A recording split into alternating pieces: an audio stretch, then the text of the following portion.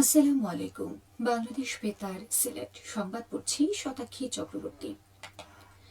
সিলেট সহ সারা দেশে প্রথমবারের মতো গতকাল থেকে শুরু হয়েছে টাইফয়েডের টিকাদান কর্মসূচি। সিলেটের বিভাগীয় কমিশনার খান মোহাম্মদ রেজাউল নবী এ কার্যক্রমের উদ্বোধন করেন। সকালে ব্লুবার্ড উচ্চ বিদ্যালয় ও কলেজে আয়োজিত উদ্বোধনী অনুষ্ঠানে প্রধান অতিথির বক্তব্যে খান মোহাম্মদ রেজাউল নবী বলেন, শিশুদের সুন্দর ভবিষ্যৎ গড়ে তোলা আমাদের নৈতিক দায়িত্ব।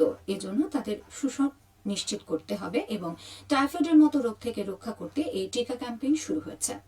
সিটি কর্পোরেশন এলাকায় টিকাদান কার্যক্রম উদ্বোধন করেন সিটি কর্পোরেশনের প্রধান নির্বাহী কর্মকর্তা মোহাম্মদ রেজাই রাফিন সরকার। নগরের দক্ষিণ সুরমার মদিনাতুল উলুম খিত্তা মাদ্রাসায় জেলা পর্যায়ের এই টিকাদান কর্মসূচির উদ্বোধন করেন জেলা প্রশাসক মোহাম্মদ সারোয়ার আলম। সিলেট বিভাগে প্রায় ৩০ লাখ শিশুকে টিকা প্রদান করা হবে। এর মধ্যে সিলেট জেলায় ৮,৫৩,৯৮০ জন এবং সিটি কর্পোরেশন এলাকায় ১,৬২,৫২২ জন শিশুকে বিনামূল্যে এই টিকা প্রদান করা হবে।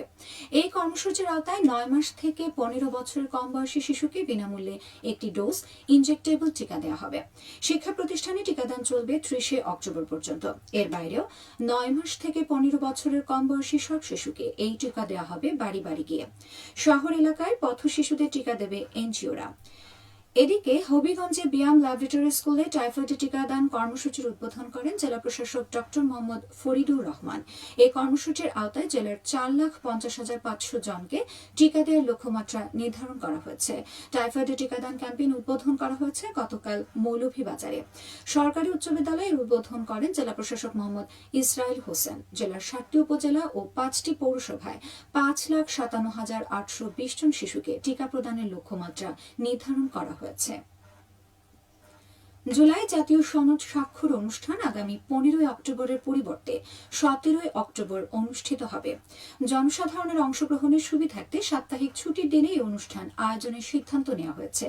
রাষ্ট্রীয় অতিথি ভবন যমুনায় অনুষ্ঠিত এক বৈঠকে এই সিদ্ধান্ত নিয়েছে জাতীয় ঐকমত্য কমিশন। সমন্বিত উদ্যোগ প্রতিরোধ করি দুর্যোগ এই প্রতিপাদ্যকে সামনে রেখে সারা দেশের মতো সিলেটেও আজ পালিত হচ্ছে আন্তর্জাতিক দুর্যোগ প্রশমন দিবস। ১৯৮৯ সাল থেকে প্রতি বছর ১৩ অক্টোবর সারা বিশ্বে আন্তর্জাতিক দুর্যোগ প্রশমন দিবস পালিত হয়ে আসছে। দুর্যোগের ঝুঁকি হ্রাসে জনগণের সচেতনতা বৃদ্ধি ও জোরদার করার দিবসটির উদ্দেশ্য বিশ্বের অন্যান্য দেশের মতো বাংলাদেশেও নানা কর্মসূচির মধ্য দিয়ে দিবসটি পালিত হচ্ছে। এই উপলক্ষে সিলেট সহ সারা দেশে র্যালি, সেমিনার, মহড়া ও আলোচনা সভার আয়োজন করা হয়েছে।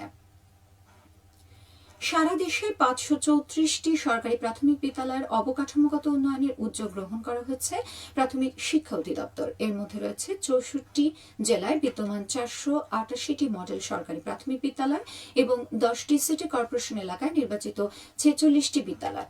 এই প্রকল্পের মাধ্যমে বিদ্যালয়গুলোর শ্রেণীকক্ষ, স্যানিটেশন, বিশুদ্ধ পানি, প্রশাসনিক ভবন ও খেলার মাঠের অবকাঠামো উন্নয়ন করা হবে।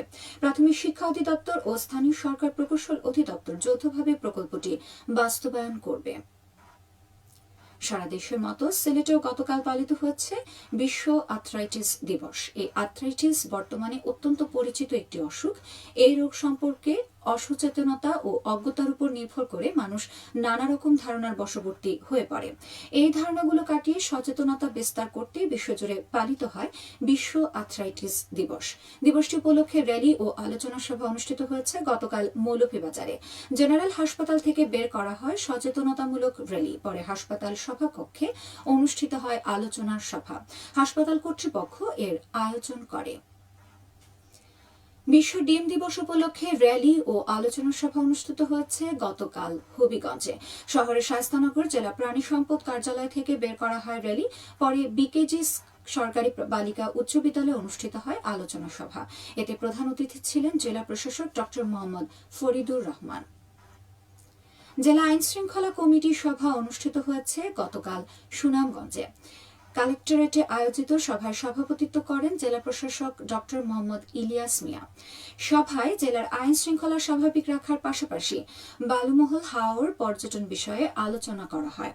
এতে আইন শৃঙ্খলা রক্ষাকারী বাহিনীর কর্মকর্তাবৃন্দ উপস্থিত ছিলেন। হবিগঞ্জের চুনারু ঘাটে অবৈধভাবে সিলিকা বালু উত্তোলনের সময় 14 জনকে আটক করেছে উপজেলা প্রশাসন। গতকাল উপজেলার পাইকপাড়া ইউনিয়নের বদরগাজী এলাকায় সেনাবাহিনী ও পুলিশের যৌথ অভিযানে এদের আটক করা হয়। অবৈধ বালু উত্তোলন বন্ধে এই অভিযান অব্যাহত থাকবে। সবশেষে আবহাওয়া। সন্ধ্যা 6টা পর্যন্ত পূর্বাভাসে বলা হয়েছে সিলেট সহ পার্শ্ববর্তী এলাকায় আজ কোনো সতর্কবাণী নেই এবং কোনো সংকেতও দেখাতে হবে না। আজ সিলেটে সূর্যোদয় হয়েছে 5টা 50 এবং সূর্য অস্ত যাবে 5টা 28। সংবাদ শেষ হলো। আমাদের পরবর্তী স্থানীয় সংবাদ প্রচারিত হবে বিকেল 4টা বেজে 30।